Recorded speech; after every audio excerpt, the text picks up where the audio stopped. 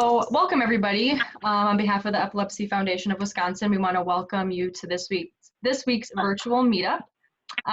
For those that don't know me, my name is Alicia Thompson. I'm the program manager for the foundation. Tonight we are going to be discussing epilepsy and mood disorders.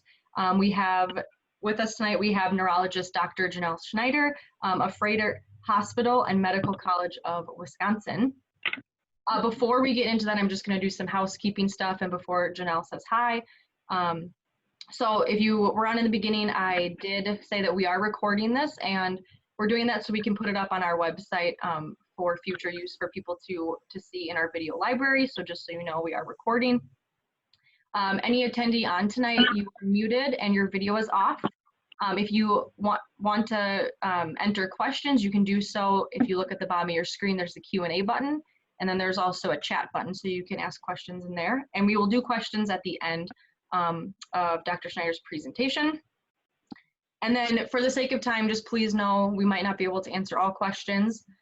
Or if you think of questions after the fact, you can email us. And John, who was on the call with us, he's part of the Epilepsy Foundation staff. John, if you could type the Connect email into the chat, that would be wonderful.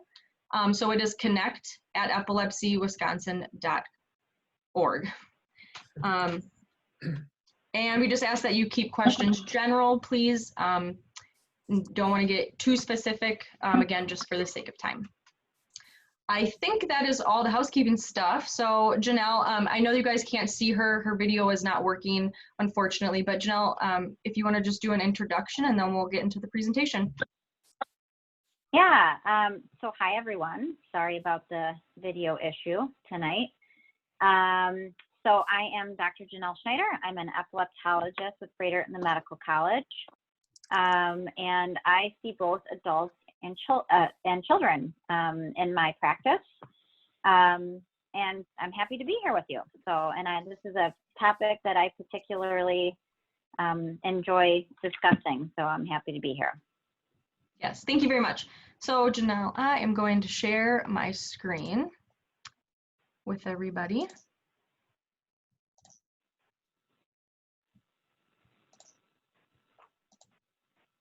Okay. John and Janelle, can you guys see that? Yep. Awesome. Okay.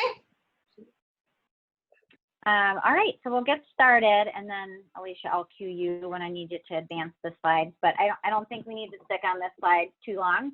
Okay. But this is what we're going to talk about tonight. So epilepsy and mood disorders. We can go on. So I wanted to start out, of course, with a little bit of background, kind of looking at the facts. Why are we talking about this? Why is this important? So what's interesting is that I gave a very similar lecture for the Epilepsy Foundation probably about 10 years ago.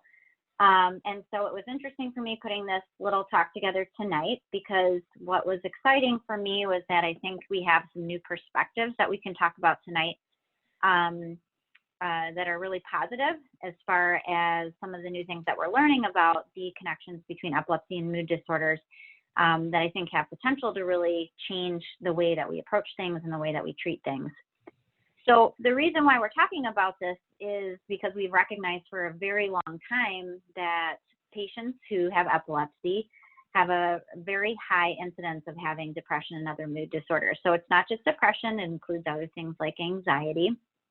So the studies, depending on which one you look at, show that about 50% of patients with epilepsy also experience mood-related problems. It is more common in patients with poorly controlled seizures. And what I'm going to kind of encourage you to do as we go through the talk tonight is kind of look at things on the surface, and then as we look at kind of the newer science, what we'll discover is that we're learning to take a deeper look at the connection between epilepsy and mood disorders.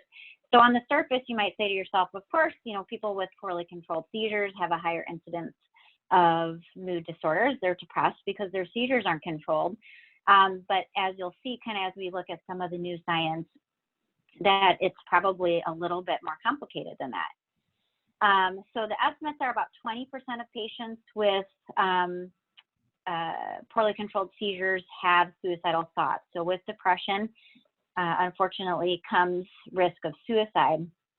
And sadly, the risk of successful suicide in patients with epilepsy is actually higher than patients in the general population by about 2.5 to 5 times.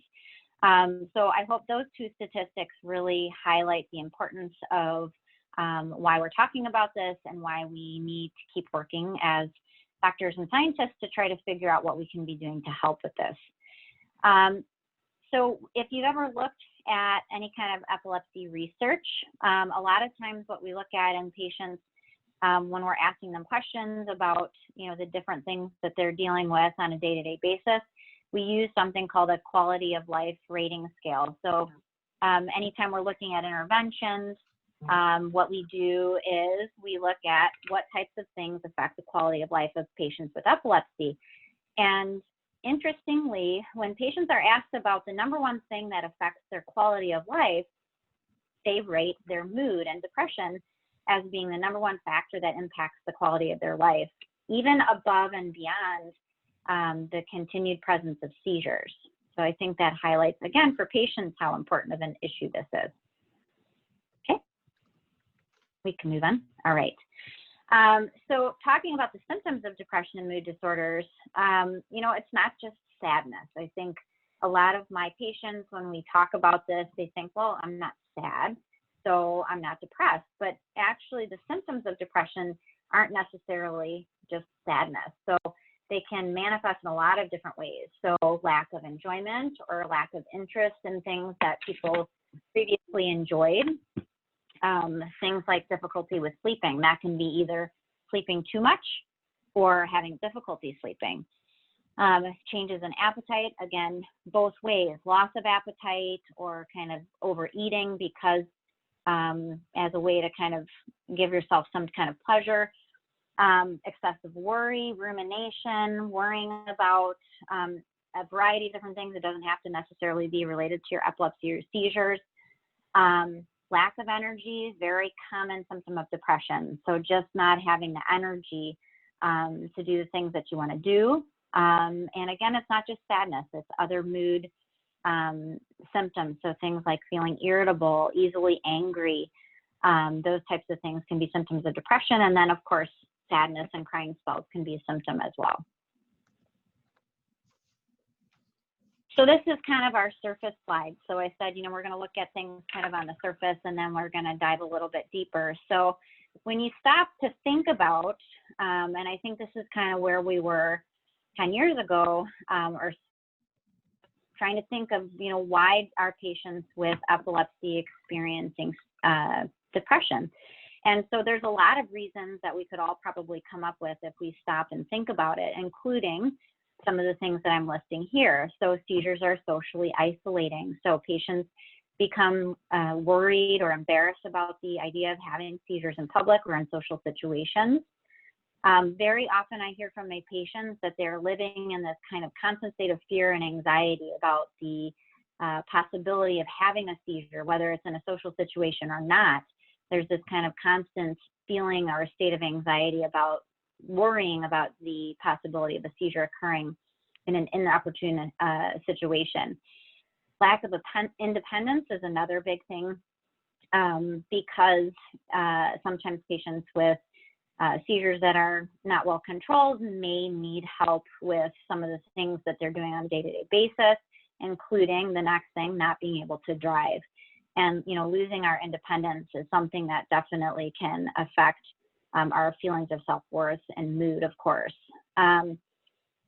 Employment can be very difficult for patients with epilepsy. So this can lead to problems with, feeling, again, a lack of self-worth, a lack of purpose, and then, of course, financial strain if we're not able to hold a job, make money, take care of our families, things like that. Having epilepsy can be very expensive. Again, the financial strain of, doctor's visits, medical tests, medications.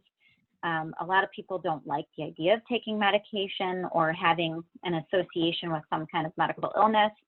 And then medication side effects, I want to touch on just a little bit more. We know that some medications seem to increase the risk of patients having depression and other mood symptoms. And I don't know if any of you have had the experience of looking at the sheet that you get from the pharmacy when you pick up your seizure medication. All seizure medications carry what we call a black box warning about the potential for increased risk of depression, suicide. And I think most of us that take care of patients with epilepsy would argue that it's probably not always just the medication. Looking at what we've already talked about so far, I think most of us feel like patients with epilepsy are kind of a population of patients that have a higher risk of depression and suicide, as we talked about. So it may not always be medication related, although, as I said, there are some medicines that we know can contribute. Okay, next slide.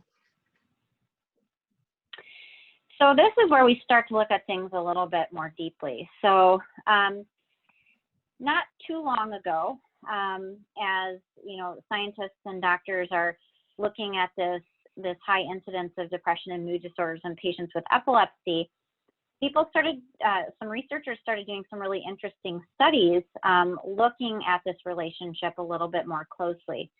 And what it turns out that actually people who have experienced prior trauma in their lives, people who were already in a state of depression, or people under significant stress, are at higher risk for developing first-time seizures and epilepsy. So this led to the insight that, you know, maybe there's more to this than we really understood. Perhaps the mood-related symptoms aren't a result of the seizures and epilepsy, but perhaps it's a little bit deeper, meaning that there's something that happens to our bodies, our nervous system, when we experience things like chronic stress, depression, trauma, that actually cause changes in our nervous system that increase the risk of developing seizures and epilepsy. So taking that a little bit further, as research has developed, people have started trying to sort out that relationship between our nervous system and stress, and the and the effects that stress has on a lot of the different systems in our body. So if you look at this slide, this is what I call the whole brain body model of epilepsy. And what I always tell my patients is that, you know, what we understand now is that epilepsy is just not about your seizures anymore.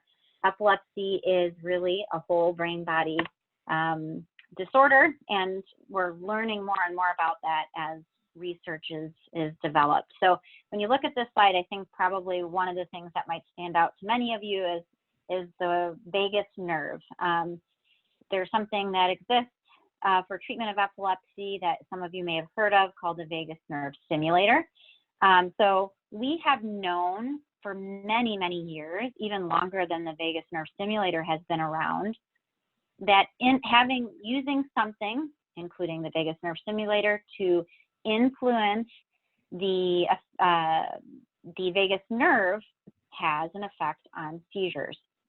So we've known this for a very long time.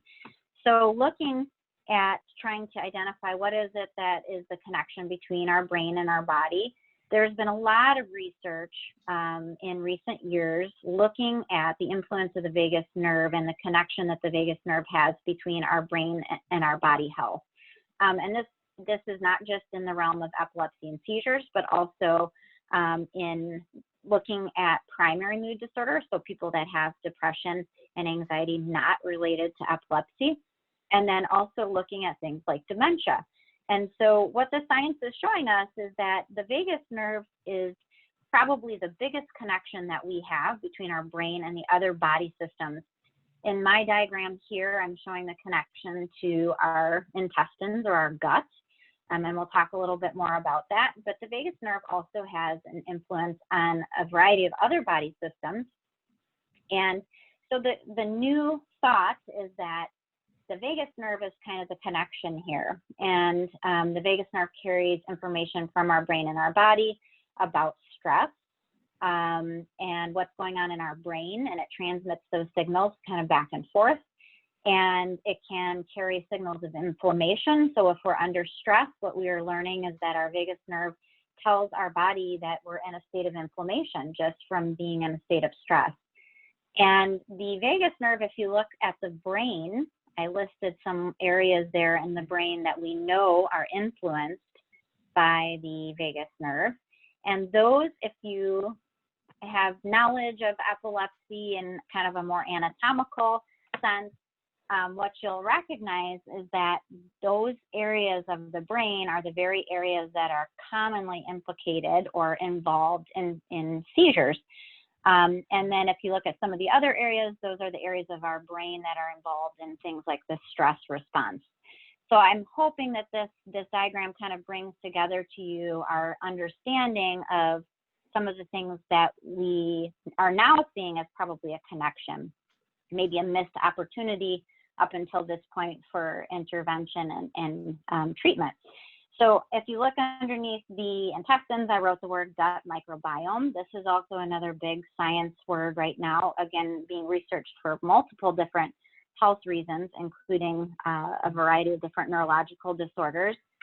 And the gut microbiome is basically a fancy word for the composition of microorganisms, so bacteria and viruses that are living within our guts. And we all have kind of a different composition of bacteria and viruses and so forth living in our guts. And there is some understanding that the vagus nerve has an influence on what's going on in our gut, and then therefore what's going on in our gut also has something to do with what's going on in our brain. So I hope that it's kind of a lot of information, but I hope that kind of makes sense. Next one. So moving on to our treatment options, you can just go on to the next slide. So, you know, like I said, kind of looking at things on the surface first, when, you know, we recognize that patients with epilepsy have more problems with mood. Of course, there were studies that were done to look at the things we normally use to help with depression and mood disorders, starting with medications. And it does turn out that medications can be an effective treatment for depression, anxiety related to epilepsy.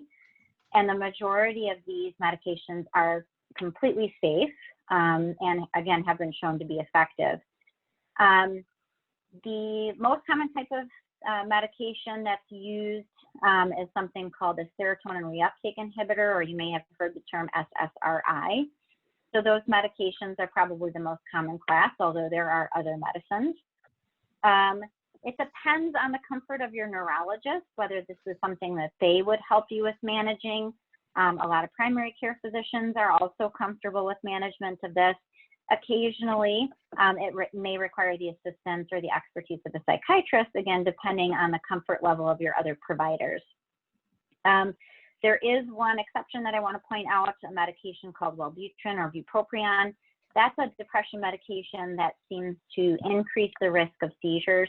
So that is one that we do not advise using for treatment if you have seizures or epilepsy. So therapy, and by this I'm talking about meeting with a therapist or a psychologist. So therapy, in a nutshell, is meeting with a specialized provider. There can be a variety of different types of providers that provide therapy.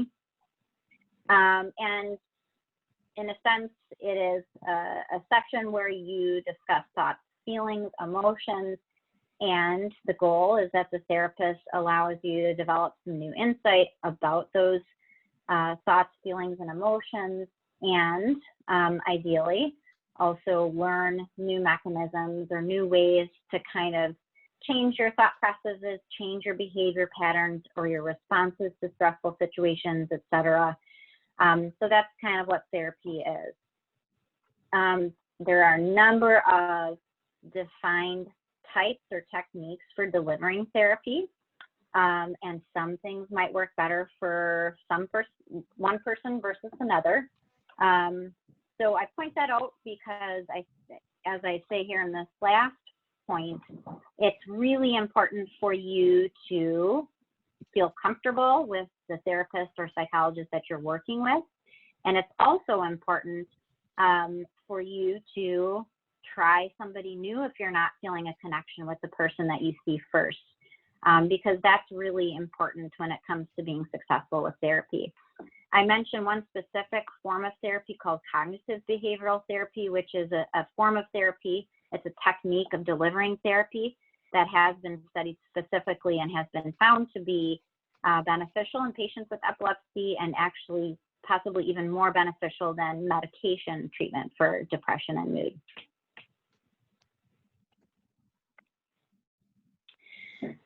Okay, so mindfulness and meditation. So this is another kind of big buzzword if you're on any kind of social media, if you are in the grocery store looking at magazine racks. Mindfulness and meditation are something that you'll see a lot these days. And the reason for that primarily is because it is a technique that has been shown to be useful for a variety of different health conditions, including epilepsy. So we'll go over that a little bit. So what is mindfulness? Mindfulness, at its kind of basic description, is a technique or an exercise that involves bringing awareness into the present moment. And there's a variety of different mindfulness techniques. There is meditation, which is one form of mindfulness. There's certain breathing exercises that can be done. There's something called progressive muscle relaxation, which involves kind of putting your awareness in different parts of your body in a sequential way that can bring awareness into the moment. And there have been some really interesting outcomes in some small studies so far looking at this specifically in patients with epilepsy, showing that practicing mindfulness can decrease seizures, improve the mood-related side effects, and then also improve cognitive performance. So in other words, improving things like memory and quality of life. So those are all really great measures. So it would seem that this probably has a future in helping with some of these things in patients with epilepsy. One of the things that I find really remarkable is that there have also been studies looking at mindfulness techniques in patients where they're doing specialized MRI scans where they're measuring brain volume in the areas of the brain that are frequently involved with epilepsy. And there have been studies showing that patients who practice mindfulness actually can increase brain volume. So that's pretty remarkable. So in other words, you can kind of pump up your brain tissue by doing things like mindfulness and meditation. So the other nice thing about this being a popular topic right now is that there's always seems to be new applications coming out for patients to have access to this. So it's something that may not have been so accessible in the past, but now there are a variety of different smartphone apps and things like that that can be accessed for patients to try this out. So going back to our little diagram there about the connection between our gut and our brain. As I mentioned, there's a lot of research being done, not just in epilepsy, looking at the gut microbiome and the effect that it has on our health. There are studies showing that what's going on in our gut has an influence on our immune system and on our mood. So separate from epilepsy, there have been studies showing that that can affect depression and anxiety. And actually, changes in the gut microbiome can also increase brain volume, similar to what we were talking about with the meditation and mindfulness. Many of you may have heard of the ketogenic diet. I think there was actually a meetup about that as well. So, you know, we have for a long time kind of wondered from a scientific perspective what it is about the ketogenic diet that results in the improvement in seizures. And there's some research going on now trying to figure that out, specifically looking at the gut microbiome. So there's some animal studies going on now that seem to show certain microbiome constitutions in animals that are on the ketogenic diet have some influence on seizure control. So I think there's going to be a lot of really interesting stuff coming down the pipeline from that research, and the benefits that it will have on mood as well.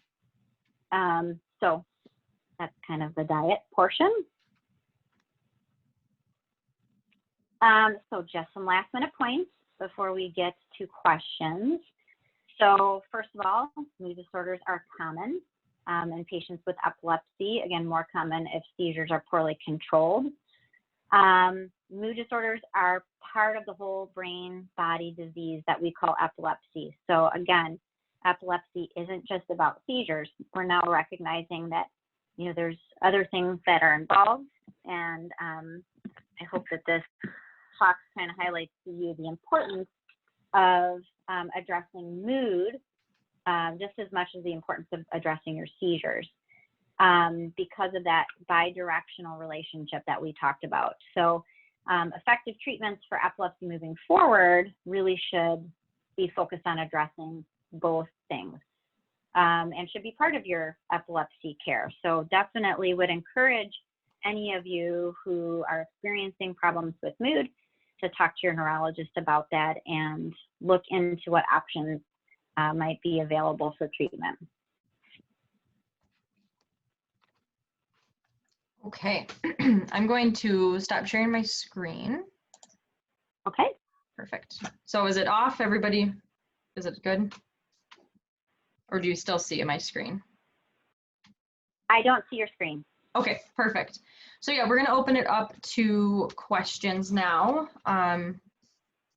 So let's see what we have. And John, feel free to help me monitor as well. I will, yes. Thank you. So Janelle, I kind of want to start it off with, you talked about different treatment options, medication, therapy, etc. Do you know, is it common for somebody to, you know, do multiple things, obviously, like be on medication and go to therapy, but is it, I'm just wondering if somebody were to be prescribed an antidepressant before trying therapy. Do you get what I'm asking? Or if medication is always the first option? So that's a good question. So I would say there isn't one option that should be the first option for everybody. I think for me, what we choose to do really depends on what the patient wants to do.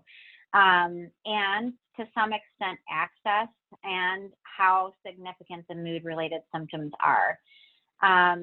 So all of these things are good options, but I think you have to work with your doctor on figuring out what the best option for you is. And I would say for some people, it's going to be medication first. Okay. And for some people, you know, they may not want to add more medicine to what they're already taking, and so they would prefer to try seeing a counselor or therapist first. Yeah. Okay, great. That's true. Okay, so let me see what we have for questions. So this one says, if you're just depressed because of your epilepsy, does that mean that you have depression as a mental health issue, or are you just down in the blues depressed? Well, so I think for that, you probably have to delve into it again a little bit more with somebody to get to the bottom of it.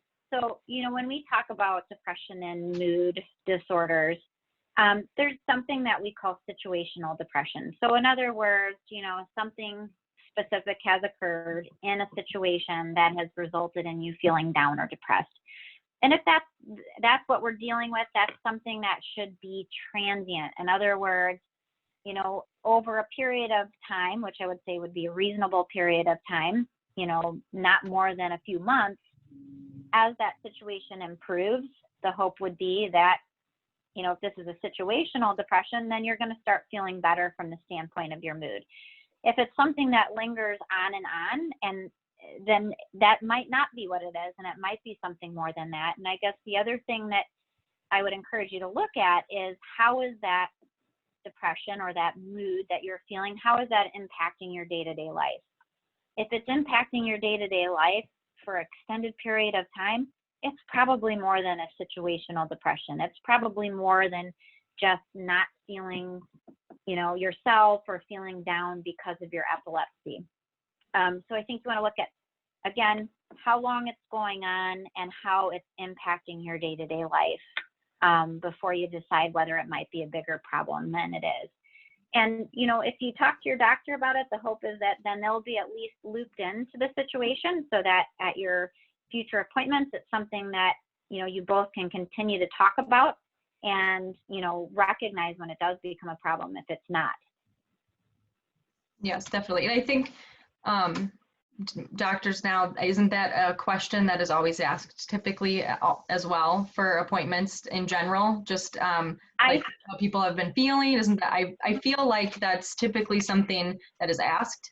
Am I wrong with that? Yeah. No, I think you'll find, as you said, that most doctors' offices will do some kind of a depression screen, not just your epilepsy doctor, but it's something that I think a lot of physicians in general have a pulse on. And so, it's likely that you would be screened about that at any doctor that you go see. It's especially important, though, if you have epilepsy, I think, to talk a little bit more in depth about that with your doctor. Okay. Yeah. Thank you. Is there any apps that you'd recommend for the meditation and mindfulness that you talked about? Yeah, so there are some apps that I think are really good. They are a little bit on the pricey side. So there's one called Headspace, and then there's one called Calm, CALM, and there's one called 10% Happier. Now, I think all of those are really good, but again, they're apps that cost money, and then you have to have like a prescription in order to have access to things. What I will tell you is if you even just get on a computer and you start doing some Googling about free mindfulness or meditation, guided meditations, you will find a number of resources for trying it out and seeing if it's something that works for you, and maybe trying, some of the, like I said, there's different exercises or techniques. So you definitely can find some good free resources online. The problem I think you might run into is it might get a little redundant. In other words, it might be the same guided meditation that you have access to rather than more of a variety. But again, I think you can at least get access to a number of free things online if you just start kind of searching around. Yeah, definitely. Yeah, and I was hoping that you were going to say that some do cost money because I know that a lot of them unfortunately do. So yeah. Let's see what else we have for questions. This one says, how often do they check the thyroid also? Because a lot of the problems and solutions are the same. There are a lot of us that have both issues. Yep. So thyroid problems in general are very common. And so that's something that would normally be worked up or evaluated by your primary care doctor. So, if you are experiencing a change in your mood or how you're feeling or your energy level, because that definitely can go with the thyroid, then it's important if it's a new issue to have that addressed. And, again, depending on your provider, your seizure doctor may be comfortable at least doing a quick screening lab, or they might tell you to see your primary care doctor. But it is a good point that depression is not the only thing that causes some of these symptoms. So of course, if there's something that seems like it might be thyroid related, particularly the lack of energy, the fatigue, changes in appetite, or eating habits, those can definitely be thyroid related. And usually it's a simple blood test to sort that out. Thank you. We had another question. So if somebody is having severe tonic-clonic seizures and having them often, will that cause mental illness? Or can that cause mental illness? So, I don't know that that's a question that I can directly answer, or that there's good evidence or science to say that specific relationship. But if you go back to what we talked about with the kind of relationship between stress and our brain, again, what we know is that the stress of the seizures definitely causes chemical changes in our body that could influence the parts of our brain that are responsible for mood regulation. And so I think that's the point, is that the seizures can influence our brain's ability to regulate our moods, and our brain's mood centers, if they're feeling stress or influence from other things going on in our body, might make seizures more likely to happen. So there's kind of like this cycle that happens. So if you're experiencing frequent seizures, it's of course important to work with your doctor to get your seizures as well controlled as you can. But if you're also experiencing depression or other mood-related symptoms, it's important to address those as well. So you're kind of combating things from both angles. And so, you know, I don't know that causing mental illness is the right way to say it. What I would say is just, again, focusing on the fact that it's probably all part of one process. So it's important to address both. I hope that answers the question. Okay, thank you. Let's see. Do you know if there are any books that deal with mindfulness programs? Yep. Lots. Can you recommend any? Yeah. So, you know, I think on the surface, if you're looking for just some little things that you can read about, little techniques to kind of play around with, there is something called the Mindful Day. And I'm sure there's a way we could probably post some of this stuff with the talk, but there's a book called The Mindful Day by Lori Cameron. So that's a book that just kind of gives you every day something kind of mindful to do. I think that's a good place to start because it explores a variety of different things. And, you know, then you can say, oh, hey, I kind of like this. Like I like the progressive muscle relaxation, or I like the breathing exercises. And then there's so many resources out there. If you find something that works for you that you want to work on or practice a little bit more, I think over time what you'll find is that there are going to be certain techniques that we find are beneficial for different health conditions. And so hopefully this will become a more mainstream treatment that's available to patients too. But I think that book's a good place to start. Great, thank you. Thank you for that. Yeah. Mm-hmm. Do you think COVID increases stress, depression with individuals with epilepsy? Yes, absolutely. I think we did one of these very early on in the pandemic, talking about, you know, the pandemic, with relation specifically to epilepsy. So there are a variety of things that I think contribute to making this a little bit more difficult, or a lot more difficult, depending on the circumstances for patients with epilepsy. So, you know, there's increased isolation for all of us. And if you're somebody who is already feeling isolated, obviously this could compound that significantly. And I think, you know, again, looking at some of those things we talked about with the living in that state on a regular basis, living in a state of anxiety or fear about having seizures. And now there's this added level of fear and anxiety that's kind of permeated our whole existence. And I'm sure for some people, the fear of illness, because for some people, illness can trigger seizures or make seizures more likely to happen. There's added financial strain for many, many people with this pandemic, which just kind of compounds. If you look through that list, you know, those surface reasons that we talked about that make depression and mood disorders more common in patients with epilepsy, I think you could probably take all of those and multiply them, and as far as intensity goes during the current world situation. So absolutely, I think that is going on. Yes, definitely. Does exercise help people with epilepsy and mood disorders? So if you look at exercise and some of the science behind exercise, what we know is that exercise can result in kind of changes in our neurochemistry or our brain chemistry that help with mood.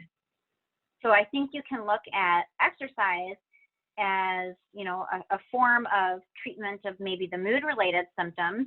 And again, going to this kind of relationship between your mood and your seizures, if you're doing anything to improve your mood, you're probably improving your epilepsy.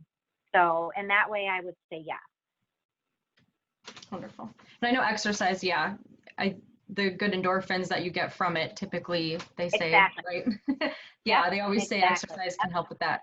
If you're feeling down, Yep. go for a walk, you know, that type of thing. Yep, fresh air out, you know, being actually there's studies too, looking at things like listening to music.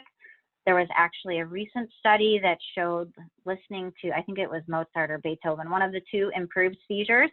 So again, I think it boils down to things that make you feel good from the standpoint of your mood are probably going to help your epilepsy. So it's a pretty cool insight, and I think it opens up a lot of opportunities to improve epilepsy overall without having to take, you know, more medication that gives us bad side effects. So. Yep, great. We're gonna do just a couple more questions. So does taking a thyroid med affect your mental health? Or can it? Well, so if your thyroid is under functioning or hypothyroid, that can definitely create problems with a depressed mood. Okay, that's pretty well established. On the flip side, if your thyroid's overactive, people might have a tendency to feel a little bit anxious and kind of wound up, high strung. And so in that way, if you're fixing that underlying issue with your thyroid, absolutely it could improve your mood. But if you treat that and that seems to be under good control, which normally thyroid problems or thyroid imbalances are pretty easy to treat with replacement, or the opposite of that if you're overactive. If that's under control and you're still having issues with your mood, then I would be hesitant to blame it on that. Okay. So Janelle, if somebody is, I know you talked about talking to your doctor, we talked about that a lot, but is there, if someone's having these feelings and they don't really know who to talk to, they're not sure if they want to talk to their doctor, is there anybody else you recommend, or can they reach out? Yeah. Yes. No, that's a very good point. So I don't know where everybody is calling from. This is a Wisconsin-wide call, I believe. So what I would tell you is I hope that your doctors, whoever you're seeing for your seizures, would be accessible and open to you discussing these concerns with them. And if not, hopefully your primary care physician. But what I would also say is that every local area is going to have crisis lines or hotlines that are 24/7 staffed and available for you to call if you feel like you're in trouble or you need to talk to someone, and to help you with resources. Also keep in mind that if you're ever in a bad state and you feel that you don't have anyone to reach out to or any access to anything, that's what an emergency department is for too. So we always tell patients, you know, at the end of the day, if you don't have anyone that you can reach, you know, the emergency department isn't just for stitches or, you know, those types of things. They're also there when you're in a crisis from the standpoint of your mental health too. So. Yes, absolutely. Let me see. Okay, yeah, this is the one about the books. Okay. I don't see any new questions, so I think we will end it there for the evening. John, do you see anything else, just to see if my eyes are missing something? No, I do not. Okay, wonderful. Dr. Schneider, thank you so much for your knowledge and for answering all the questions. This was great. This topic I think is so important to talk about, and I've been wanting to do this for a while, so we really appreciate it, and thank you so much for your time. And everybody on the call tonight, thank you for joining us. We're excited to keep doing these, so keep looking at our website so that way you can know when we have up and coming ones and what the topics will be. If you want to submit any ideas for virtual meetups, we are more than happy to listen to your ideas and kind of consider them. So you can use that connect@epilepsywisconsin.org email. Feel free to do that. I think that is all. So Dr. Schneider, thank you again so much. All right, thank you. Yep, have a good night, everybody. Bye-bye.